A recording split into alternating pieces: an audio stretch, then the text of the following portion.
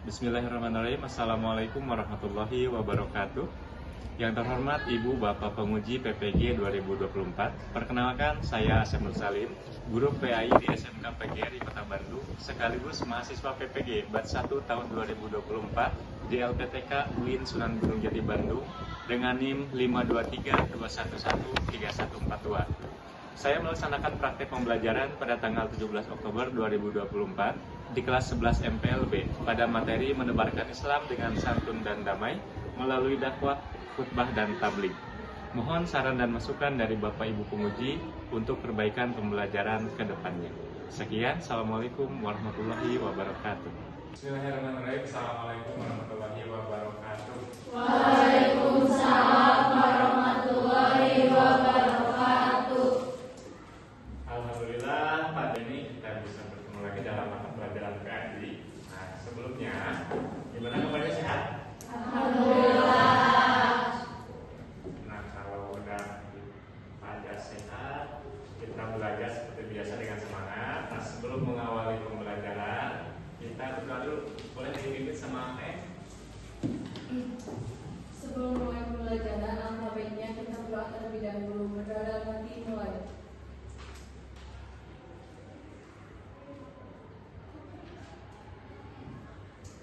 Selesai. Mari salam. Assalamualaikum warahmatullahi wabarakatuh. Bawa langsung dulu ya. Adinka. Tanggal 13. Alisa. Alia. Desti. Nabila. Ya. Silakan duduknya dirapikan. Kita lanjutkan tadarus kita dari ayat sebelumnya. Kemarin sampai ayat mana tadarusnya? Coba lihat ukuran nih. Oh, kalau orang ya ke 110 ya. Kita lanjut 5 ayat hari ini dari 111 sampai 115. A'udzu billahi minasyaitonir rajim. Baik, pada hari ini kita akan mempelajari materi bab keempat mengenai menebarkan Islam dengan santun dan damai melalui dakwah, khutbah, dan tabligh. Ya, itu materi pada bab 4. Adapun tujuan pembelajarannya, yang pertama, setelah mempelajari bab 4 ini diharapkan, ya harapannya kalian mampu menganalisis ketentuan dakwah, khutbah, dan tabligh. Apa menganalisis teh? Apa menganalisis waktu itu?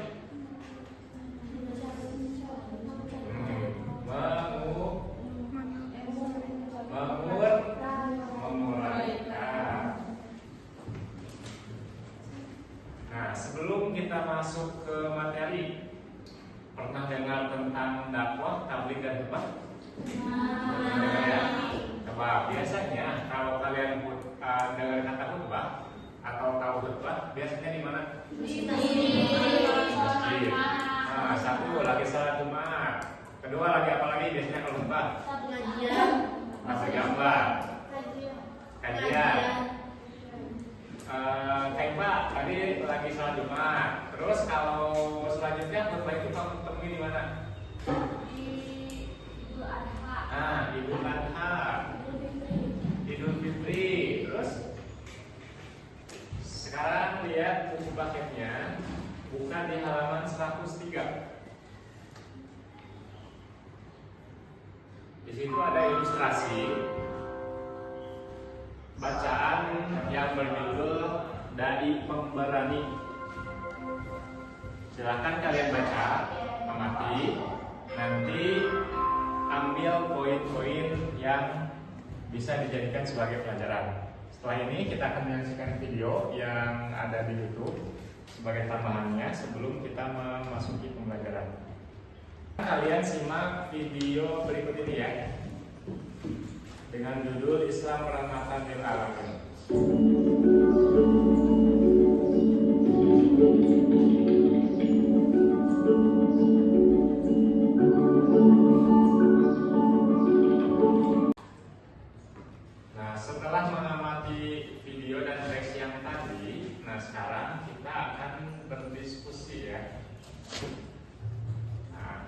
sebelumnya udah pernah dibagi kelompok berdasarkan gaya belajar masing-masing.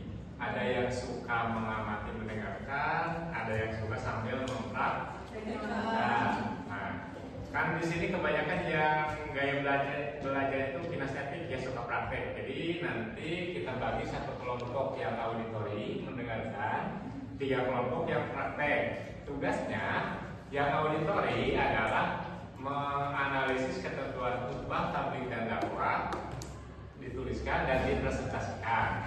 Yang kinestetik sama isinya seperti itu, tapi kalian membuat dalam bentuk video kayak gitu ya. Jadi kayak materi sebelumnya pernah kan ya? Kalian tampilkan slide di PowerPoint, kemudian dirubah ke dalam video. Nah, setelah kalian menyimak bacaan dan video yang tadi, tugas pertama, yang pertama cari 3 pokok utama atau pelajaran dari video dan bacanya. Nah, setelah itu kalian buat tugas menganalisis khutbah, tabligh dan dakwah, ya. Itu sesuai yang tadi dibagi kelompoknya, kelompok auditori. Kalian buat presentasi. Silakan kalian kumpulkan informasi, kemudian buat susun naskahnya mengenai ketentuan khutbah, syarat dan hukumnya apa saja, pengertiannya apa, seperti itu ya. Ya, tulis dan nanti dipresentasikan.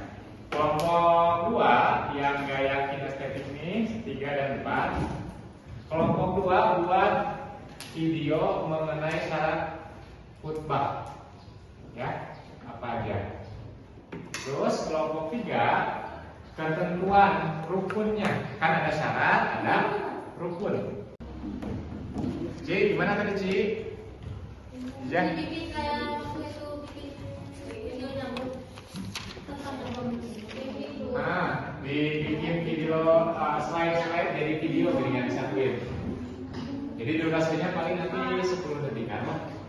Ya. Baik, gimana udah beres? Udah. Oke, kalau sudah beres, silahkan perwakilan kelompok. Mau 1 orang 2 orang yang maju? 1, 2, 1. Oke, 2 orang maju. Presentasikan hasil diskusi kalian di depan kelas, ya? Oke, mulai dari kelompok 1 dulu. Kelompok 1 bentuknya presentasi ya. Nanti teman-teman yang lain silakan simak, boleh mengajukan pertanyaan atau memberikan masukan atau saran terkait presentasi yang dipaparkan nanti kelompok 1. Oke, boleh mulai? Ya? Nanti kita cari jawabannya bareng-bareng. Mulai? Assalamualaikum warahmatullahi wabarakatuh. Waalaikumsalam warahmatullahi wabarakatuh. Kami dari perwakilan kelompok 1 akan presentasikan tentang dakwah, khutbah dan tabligh. Yang dapat kami sampaikan, mohon maaf bila ada kesalahan. Assalamualaikum warahmatullahi wabarakatuh. Nah, silakan yang mau bertanya boleh. Assalamualaikum warahmatullahi wabarakatuh. Waalaikumsalam warahmatullahi wabarakatuh. Kami akan mempresentasikan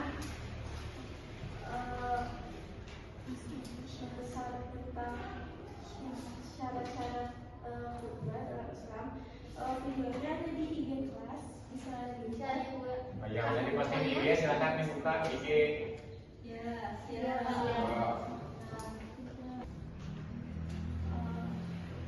Ada yang mau bertanya? Silakan, boleh ini. Izin bertanya, apakah ada syarat atau ketentuan bagi seseorang untuk menyampaikan khutbah? Terima kasih. Pernah lihat perempuan memimpin khutbah Jumat? Jumat jaga ya? Kemudian atau di khutbah nikah, khutbah Idul Fitri, Idul Adha, pernah nggak lihat khotib perempuan? Laki-laki menjadi salah satu syarat untuk menjadi seorang khotib. Ada lagi? Bukan beragama Muslim, beragama Islam. Orang kan baru disebut Muslim. Benar. Ya mas aja ya kita mendapatkan dari agama yang lain gitu. Pendeta kita jadi khotib ada nggak? Nggak ada. Terus ada lagi? Suci, bukan suci ya. Suci dan berakal. Kalau seorang khotib batal ketika khutbah, contoh, nanti kan Jumatan ya, khotib tiba-tiba kentut, itu gimana? Benar, harus ada orang yang siap menggantikannya. Dan khotib gak boleh malu, harus sadar diri, langsung mundur, ngasih aba-aba atau kode ke orang di depan sana, di hadapan yang paling depan. Makanya yang paling depan dengan khotib itu harus sama-sama orang yang paham, sama-sama yang bisa, sama seperti sholat. Yang paling dekat dengan makmum di belakang imam itu harus orang yang bisa juga menjadi imam. Kalau imam batal, dia kasih kode orang belakangnya yang maju menggantikan sebagai imam. Lain jamaah anak bubar. Ya. Bapak-bapak, dihitut, coba binte jamaah anak bubar, balikan diri kan, nggak bisa gitu ya. Harus dilanjutkan oleh orang yang mampu. Yang terdekat dengan hati. Ada lagi? Fasih berbicara. Maaf ya, contoh ada yang disabilitas, tergantung pembicaraannya misalnya ya. Nah itu tidak bisa dijadikan hati. Bisa, sebabnya harus jelas, harus bisa dipahami.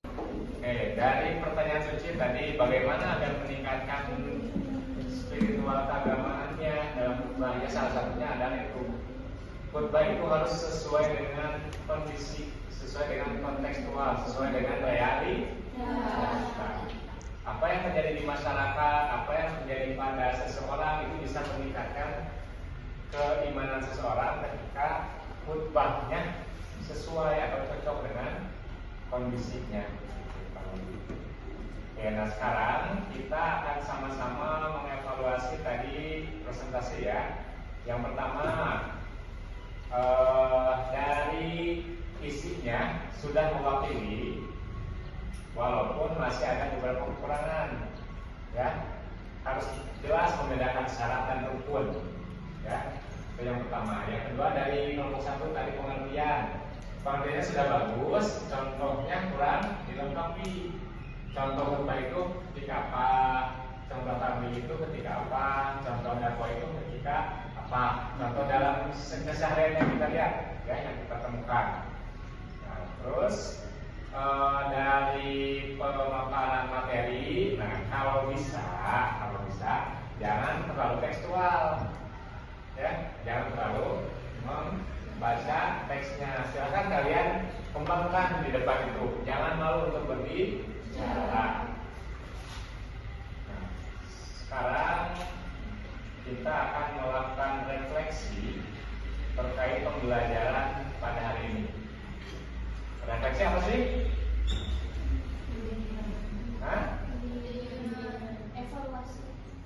Evaluasi dan refleksi. Tadi evaluasinya udah. Sekarang kita refleksi. Refleksi itu adalah manfaat yang kita ambil, yang akan kita peroleh dari pembelajaran kita pada hari ini.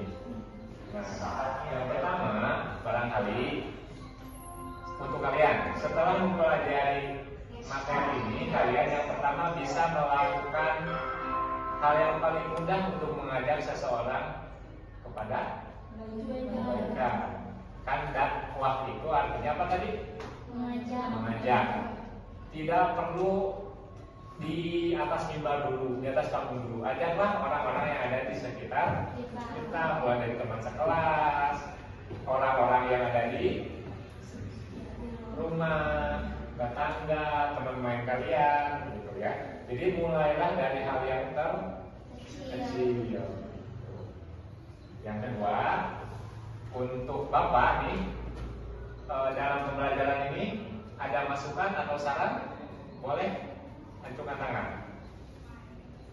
Kalau ada yang mau memberikan masukan, gimana pelajaran hari ini? Apakah menyenangkan atau atau tidak? Apakah materi yang disampaikan oleh teman-teman kalian bisa dipahami? Bisa.